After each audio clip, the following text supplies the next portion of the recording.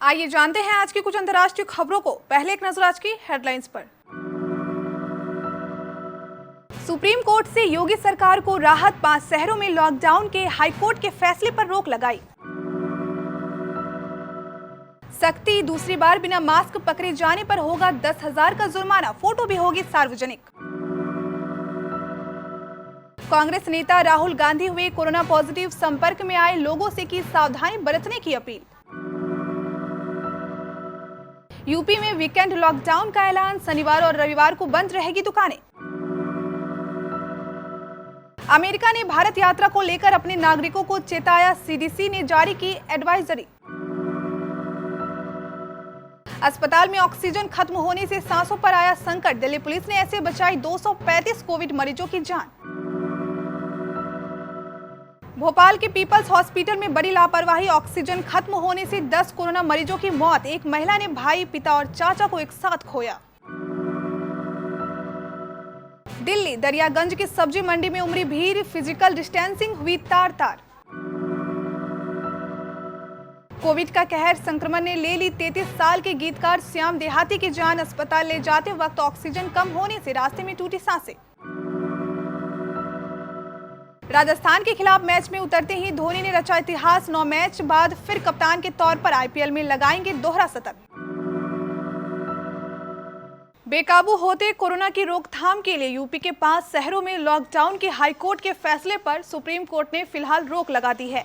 इस मसले पर योगी सरकार को बड़ी राहत देते हुए सुप्रीम कोर्ट ने कहा कि यदि राज्य सरकार को लगता है कि वो कोरोना महामारी पर काबू कर लेगी तो ठीक है, लॉकडाउन न लगाए। इस मामले में 2 हफ्ते बाद फिर से सुनवाई होगी। इलाहाबाद हाई कोर्ट के आदेश को यूपी सरकार ने सुप्रीम कोर्ट में चुनौती दी थी। इस पर मंगलवार को सुनवाई हुई और सुप्रीम कोर्ट ने हाई कोर्ट के आदेश पर रोक लगा दी। उत्तर प्रदेश सरकार की ओर से सॉलिसिटर जनरल तुषार मेहता ने सुप्रीम कोर्ट में जिरह की। बताया जा रहा है कि सुनवाई के दौरान सुप्रीम कोर्ट ने यूपी सरकार द्वारा इलाहाबाद हाई कोर्ट को पक्षकार बनाने पर नाराजगी जताई।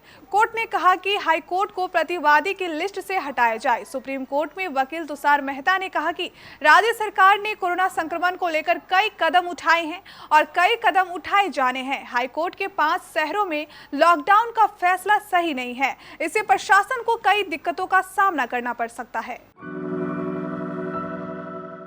प्रदेश में सोमवार को 28,287 नए कोरोना पॉजिटिव मरीज मिले, वहीं 10,978 मरीजों के डिस्चार्ज होने से थोड़ी राहत भी रही। हालांकि 167 मरीजों की संक्रमण के कारण मौत भी हो गई। प्रदेश में एक्टिव केस अब 2,08,523 हो गए हैं। वहीं मुख्यमंत्री योगी आदित्यनाथ ने गृह विभाग को निर्देश दिया कि पूरे प्रदेश में मास्क के अनिवार्य उपयोग को सख्ती से लागू करे। पहली बार बिना मास्क के पकड़े जाने पर 1,000 रुपए का तथा दूसरी बार बगैर मास्क पकड़े जाने पर 10,000 रुपए का जुर्माना लगाया जाए। 10,000 रुपए जुर्माना देने वालों की फोटो को सार्वजनिक करें। कांग्रेस नेता राहुल गांधी कोरोना पॉजिटिव हो गए हैं। उन्होंने खुद ट्विटर पर यह जानकारी दी है।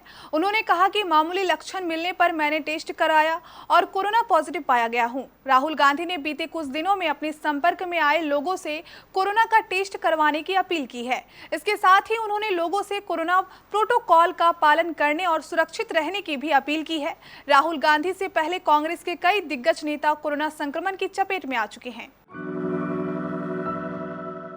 यूपी में कोरोना के बढ़ते मामलों को देखते हुए यूपी की योगी सरकार ने वीकेंड लॉकडाउन का ऐलान किया है।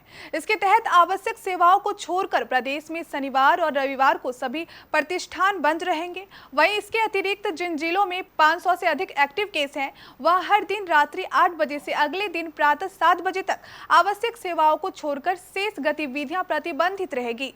इस नियम को तत्काल प्रभाव से लागू किया जाए। यूपी सरकार ने अपने निर्देश में अपील की है कि जहां तक जरूरी हो घर से बाहर न निकलें, पर्व और त्योहार घर पर ही मनाएं, निकले तो मास्क जरूर लगाएं। तेजी से बढ़ते कोरोना संक्रमण के कारण अमेरिका ने अपने नागरिकों को भारत की यात्रा न करने की सलाह दी है।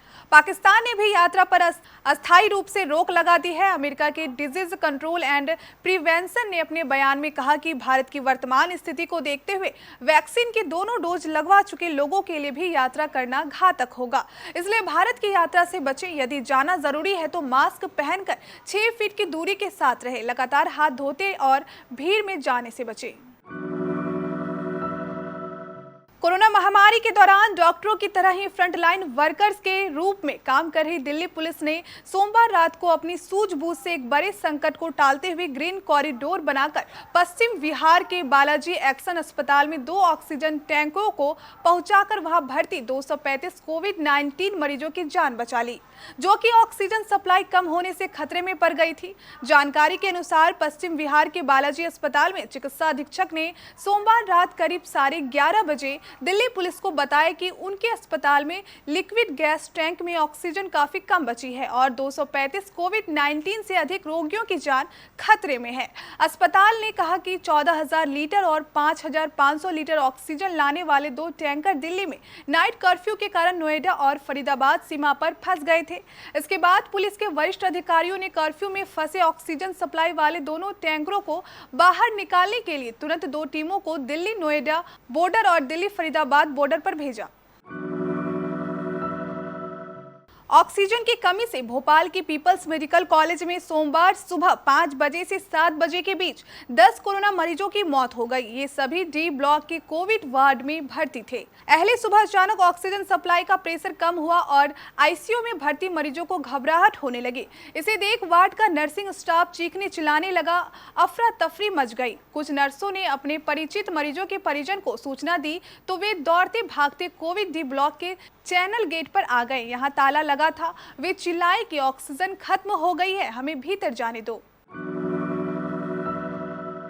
कोरोना के तेजी से बढ़ते मामलों से दिल्ली की स्वास्थ्य सेवाएं चरमरा गई है। संक्रमण की चेन तोड़ने और स्वास्थ्य सेवाओं को दुरुस्त करने के मकसद से दिल्ली सरकार ने 1 सप्ताह का लॉकडाउन लगा दिया है। वहीं दिल्ली में लॉकडाउन लगने के बाद दरियागंज की एक सब्जी मंडी में आज सुबह बड़ी संख्या में लोगों की भीड़ उमड़ी। इस दौरान फिजिकल डिस्टेंसिंग की जमकर धज्जियां उड़ाई गई। आपको बता दें कि सोमवार रात 10 बजे से लागू बंदी से अगले सोमवार सुबह 5 बजे तक चलेंगी। इस बीच आवश्यक सेवाओं से जुड़े लोगों को छूट दी गई है। वहीं शादियों के लिए ई पास जारी होंगे। इसका फैसला सोमवार सुबह उपराज्यपाल अनिल बैजल व मुख्यमंत्री अरविंद केजरीवाल की बैठक में लिया गया। भोजपुरी फिल्मों व एकल गीतों के चर्चित गीतकार श्याम देहाती का निधन हो गया है। वे 33 साल के थे। वे बेतिया बिहार के रहने वाले थे। बताया जाता है कि 3 दिन पहले उनका कोरोना टेस्ट पॉजिटिव आया था। हालत बिगड़ने के बाद रविवार को उन्हें एम्बुलेंस द्वारा बेतिया से गोरखपुर ले जाया जा रहा था, लेकिन रास्ते में ही ऑक्सीजन लेवल कम होने से उनकी सांसें टूट गई और अस्पताल पहुंचने पर उन्हें मृत घोषित कर दिया गया। आईपीएल 2021 में सोमवार को राजस्थान रॉयल्स के खिलाफ मैच में उतरते ही चेन्नई सुपर किंग्स के कप्तान महेंद्र सिंह धोनी ने इतिहास रच दिया। चेन्नई के कप्तान के तौर पर यह उनका 200वां मैच। पिछले मैच में वह चेन्नई के लिए 200वां मैच खेले थे। यह सिलसिला यही थमने वाला नहीं है। आईपीएल में 9 मैच खेलने के बाद वह फिर कप्तान के तौर पर दोहरा शतक लगाएंगे, यानी आईपीएल करियर में वह बतौर कप्तान 200 मैच खेल लेंगे।